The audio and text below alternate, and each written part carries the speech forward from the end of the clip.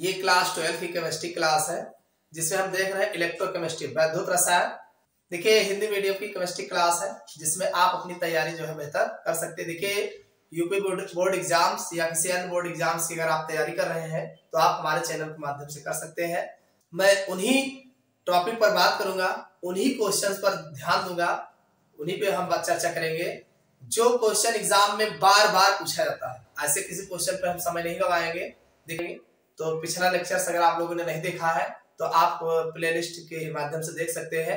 आपको नीचे जो है डिस्क्रिप्शन में मिल जाएगा प्लेलिस्ट, वहां से आप देख सकते हैं।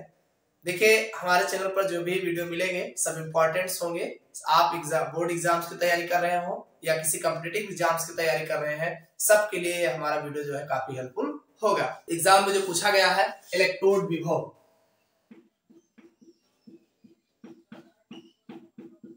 इलेक्ट्रोड विभव जिसे इलेक्ट्रोड पोटेंशियल,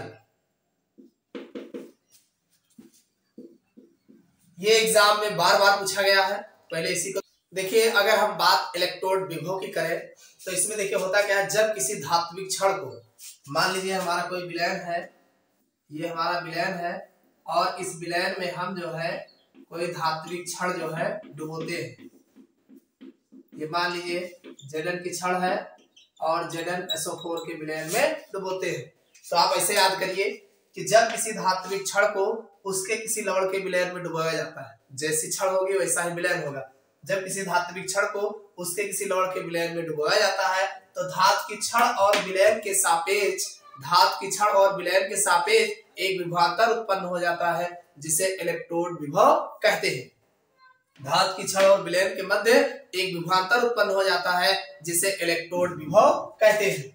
आप ऐसे भी कह सकते हैं कि जब किसी धात की क्षण को उसके किसी लवण के विलयन में डुबोई जाती है तो धात की क्षण तथा विलयन के सापेक्ष धन या ऋण आवेश आ जाता है। यानी धात की क्षण पर विलयन के सापेक्ष जैसा हमारा विलयन होगा उसी के हिसाब से धन या ऋण आवेश उत्पन्न हो जाता है। किस पर? धात की क्षण पर। इस क्षण पर विलयन के सापेक्ष धन या ऋण आवेश उत्पन्न हो जाता है जिसके कारण धात और विलयन के मध्य एक विभवांतर स्थापित हो जाता है। यानी धात और विलयन के मध्य एक विभवांतर स्थापित हो जाता है जिसे इलेक्ट्रोड विभव कहते हैं।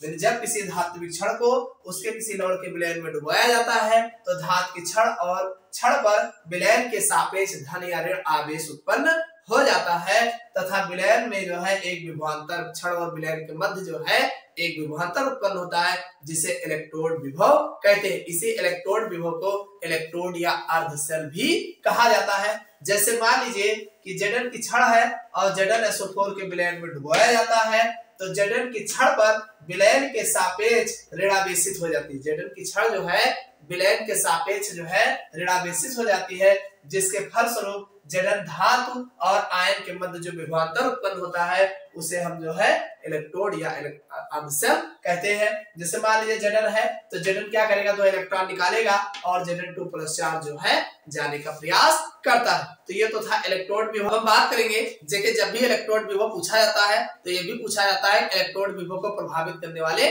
कारक कौन कौन से। देखिए इलेक्ट्रोड विभव को प्रभावित करने वाले सबसे पहला कारक होता है धात की प्रकृति। यानी धात हमारा किस प्रकृति का है, भाई शुद्ध है कि अशुद्ध है, इस पर भी जो है ये जो है इलेक्ट्रोड विभव को प्रभावित करता है। और दूसरा जो कारक है विलयन का तापक्रम, विलयन का तापक्रम। दूसरा जो कारक बनता है वो है विलयन का तापक्रम। यानी हमारा विलयन जो लिया गया है वो किस तापक्रम पर है, तापक्रम बहुत अधिक है कि तापक्रम बहुत कम है, इस पर भी जो है तापक्रम पर भी निर्भर करता है। कि मोलरता, अगला जो कारक है विलयन की मोलरता। विलयन की मोलरता जैसी होती है उस पर भी जो है हमारा जो है इलेक्ट्रोड विभव प्रभावित होता है। और अगला जो कारक है आयनों पर आवेश,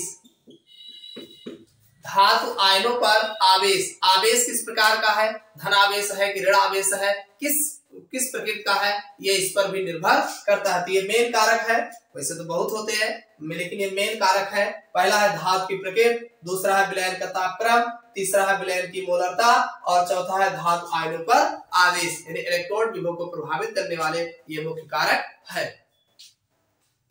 अगला जो इसमें क्वेश्चन जो बहुत इंपॉर्टेंट बनता है वो है मानक इलेक्ट्रोड विभव से आप क्या समझते हैं, उदाहरण सहित बताइए।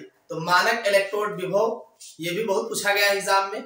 चलिए हम बात करते हैं मानक इलेक्ट्रोड विभव से आप क्या समझते हैं। तो मानक इलेक्ट्रोड विभव जो होता है, देखो एक मानक है, जैसे इलेक्ट्रोड विभव है सेम वैसे मानक इलेक्ट्रोड विभव है, बस अंतर इतना है कि मानक इलेक्ट्रोड विभव में एक मानक माना गया है, जो भी प्रक्रिया होगी वो मानक के अनुसार होगी।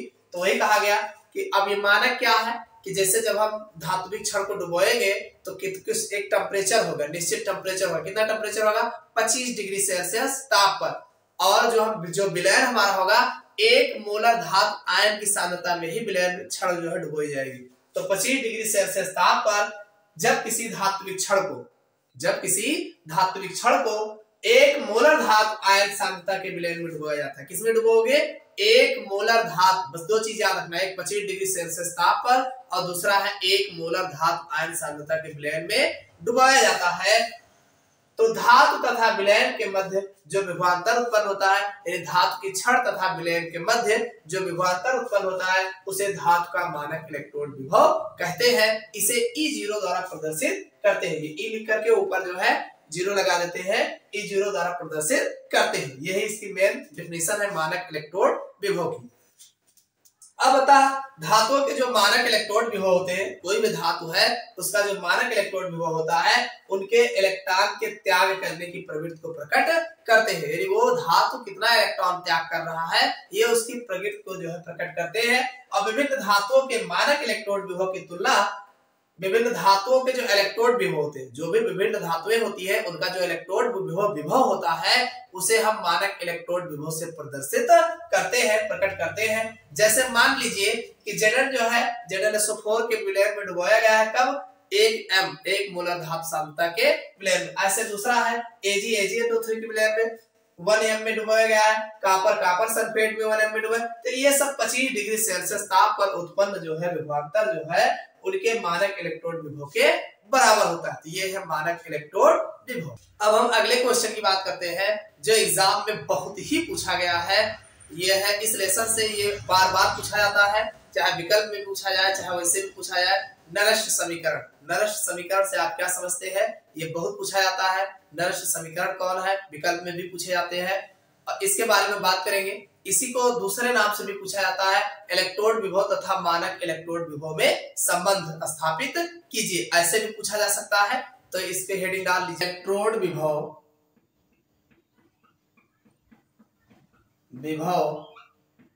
जिसे E लिखा जाता है तथा मानक इलेक्ट्रोड विभव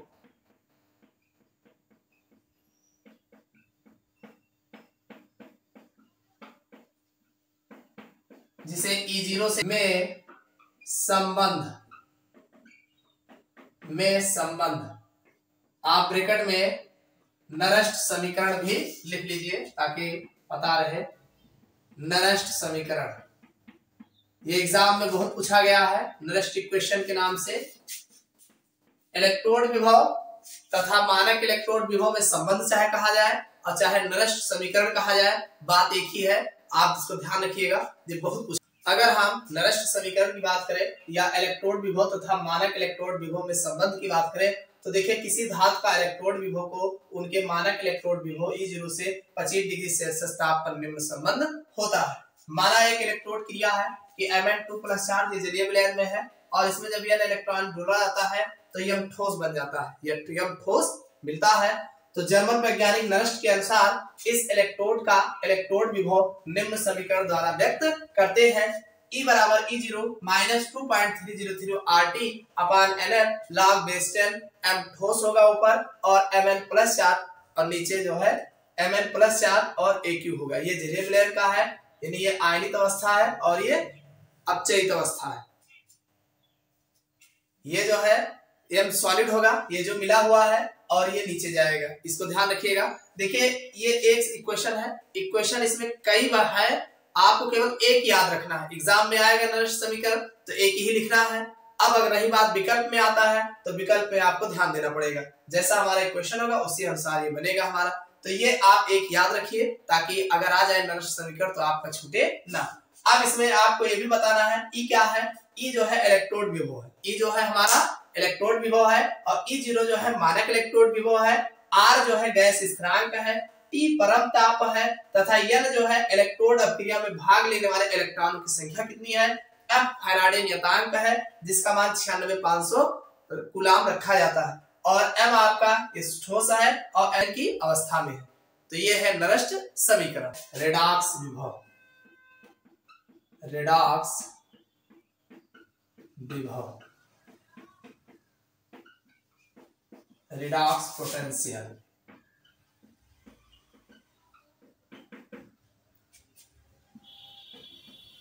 ये भी एग्जाम में पूछा गया है, बहुत इंपॉर्टेंट है।